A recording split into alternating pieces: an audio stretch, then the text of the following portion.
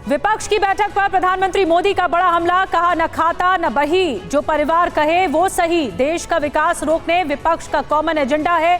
भ्रष्टाचार से इन लोगों को बहुत प्रेम है। प्रधानमंत्री ने कहा कि परिवारवादी पार्टी ने देश का विकास नहीं किया।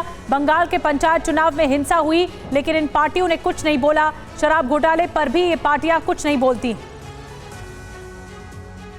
गृहमंत्री अमित शाह ने आज सहारा रिफंड पोर्टल को लॉन्च किया। पोर्टल के जरिए सहारा में निवेशकों के फंसे पैसे वापस मिलेंगे। पोर्टल लॉन्च के बाद अमित शाह ने कहा कि सहारा समितियों में जिन लोगों के रुपए कई सालों से डूबे हुए थे, उसे लौटाने की प्रक्रिया शुरू कर दी गई है। पोर्टल के जरिए 5,000 करोड़ रुपए निवेशकों को वापस मिलेंगे। बेंगलुरु में विपक्ष का महामंथन जारी। मीटिंग में कॉमन मिनिमम प्रोग्राम, राज्यों में गठबंधन और गठबंधन के नए नाम पर चर्चा हो रही। बेंगलुरु में बैठक में गठबंधन के नाम पर हो सकता है फैसला। गठबंधन के संयोजक और अध्यक्ष पर भी लग सकती है मुहर, लेकिन सीटों के बंटवारे पर अब तक कोई चर्चा नहीं।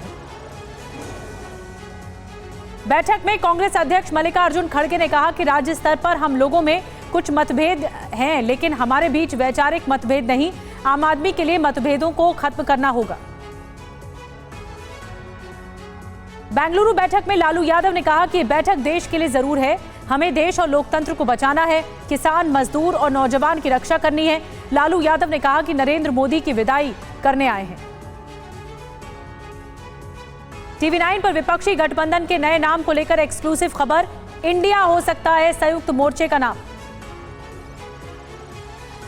दिल्ली में बीजेपी तैयार करेगी 2024 की रणनीति। अशोका होटल में जुटेंगे एनडीए के दिग्गज। एनडीए की बैठक में 38 दल होंगे शामिल।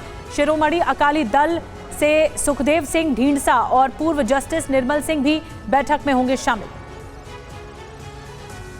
एनडीए की बैठक से पहले चिराग पासवान ने कहा कि 2019 में नीतीश कुमार ने एलजेपी के प्रत्याशी को हराने की कोशिश की। मुझे प्रधानमंत्री मोदी के खिलाफ उकसाया गया, लेकिन मैंने उनके खिलाफ कुछ नहीं बोला। साथ ही हाजीपुर सीट को लेकर कहा कि हाजीपुर से हमारा प्रत्याशी ही चुनाव लड़ेगा। निषाद पार्टी के अध्यक्ष संजय निषाद ने कहा कि एनडीए एक विचारधारा है जो पिछले तबके के लोगों को आगे बढ़ाने का काम कर रही है। मोदी जी कल्याण का काम कर रहे हैं। जीतन राम मांझी ने कहा कि मोदी जी हमको बहुत सम्मान देने थे, लेकिन नीतीश कुमार के चक्कर में हम एनडीए के बाहर हुए। एनडीए में शामिल होने पर ओपी राजभर ने कहा कि राजनीति का एक हिस्सा है, जाना सभी को दिल्ली ही होता है। अब 100% मेरा रास्ता एनडीए के साथ ही रहेगा।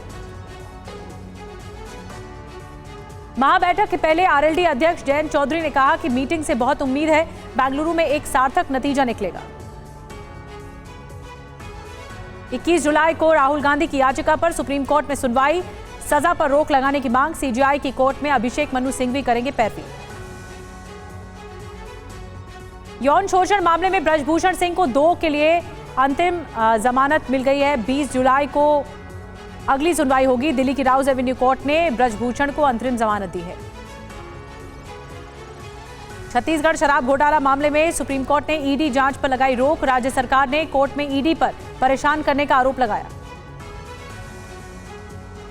गौतम अडानी ने हिंडनबर्ग की रिपोर्ट को गलत और निराधार बताया। कहा ज्यादातर बातें 2004 से 2015 के बीच की हैं। सभी का निपटारा उसी वक्त कर दिया गया था। यूपी एटीएस पिछले कई घंटे से सीमा हैदर से पूछताछ कर रही है। एटीएस की सचिन और उसके पिता से भी पूछताछ करेगी। सीमा हैदर पर नया खुलासा हुआ है। सामने आया सीमा हैदर का नेशनल आइडेंटिटी कार्ड में सीमा की तस्वीर है। सीमा के पास पाकिस्तान के पते पर यह आईडी बना हुआ है। 2 पासपोर्ट मिले हैं। टीवी 9 पर सीमा के खिलाफ दर्ज एफआईआर की कॉपी भी मौजूद है। सचिन ने पुलिस को बताई पूरी कहानी। वल्लभगढ़ से सीमा सचिन हिरासत में लिए गए थे। जम्मू कश्मीर के पुंछ में आतंकियों से मुठभेड़। सुरक्षा बलों ने 4 आतंकियों को ढेर कर दिया। सिंधरा इलाके में पुलिस और सुरक्षा बलों का ज्वाइंट ऑपरेशन। यूपी के मुजफ्फरनगर में भीषण सड़क हादसा। तेज रफ्तार कार ने स्कूटी सवार को मारी टक्कर से स्कूटी सवार की मौत। कार सवार की तलाश में जुटी पुलिस। मुंबई नासिक हाईवे पर जीप और ट्रक में जोरदार टक्कर। जीप में सवार 6 लोगों की मौत, 3 लोग गंभीर रूप से घायल।